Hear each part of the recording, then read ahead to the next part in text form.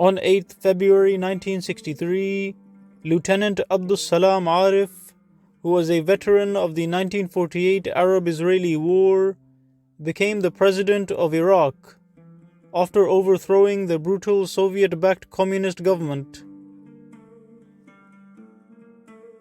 After becoming president, Salam Arif placed a ban on violent political parties such as the Communist Party and the Ba'ath Party, and he imprisoned all those people who were accused of committing crimes against the people during the previous regime.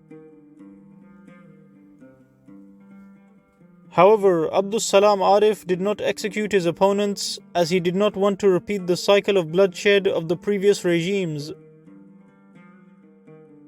Shortly after becoming president, he gave a speech at the historic Abu Hanifa Mosque in Baghdad and stated, "No feudalism after today, no palaces, no inequality, no classes, no majesties, no luxury, only freedom, justice and equality."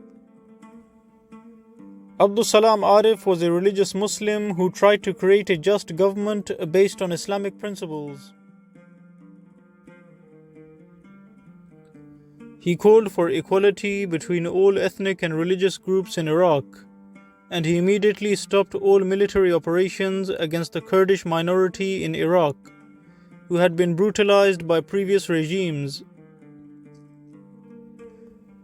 President Salam called on Kurds to participate in the new Iraqi government, and he appointed a Kurdish prime minister known as Nuruddin Mahmud. President Salam also increased the political participation of the Shia population of Iraq, which had been marginalized by previous governments. He appointed multiple Shia ministers in his government, and he allowed the creation of Shia political parties, such as the Islamic Dawah Party founded by Muhammad Baqir al-Sadr.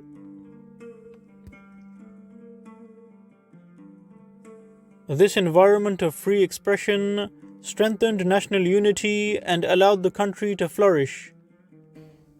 President Salam also invested in education.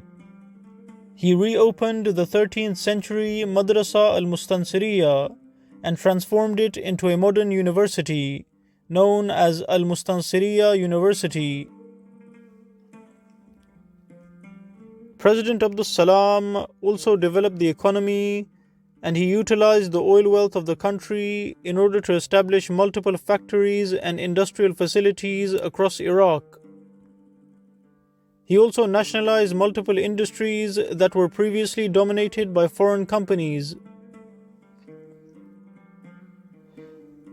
President Salam also invested in architecture and built many beautiful buildings and mosques, such as the al-Tabul Mosque in Baghdad. Apart from his revolutionary internal policies, President Salam also formed a radical foreign policy that made Western governments angry.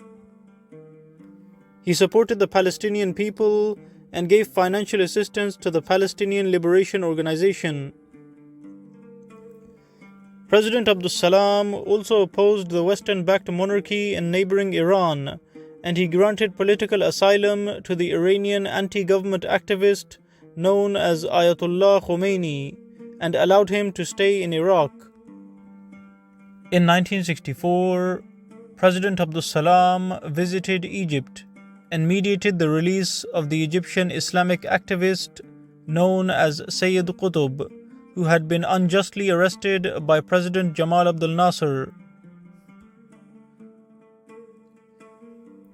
Because of his pro-Islamic policies, President Salam became the enemy of multiple Western and Arab regimes who wanted him out of power.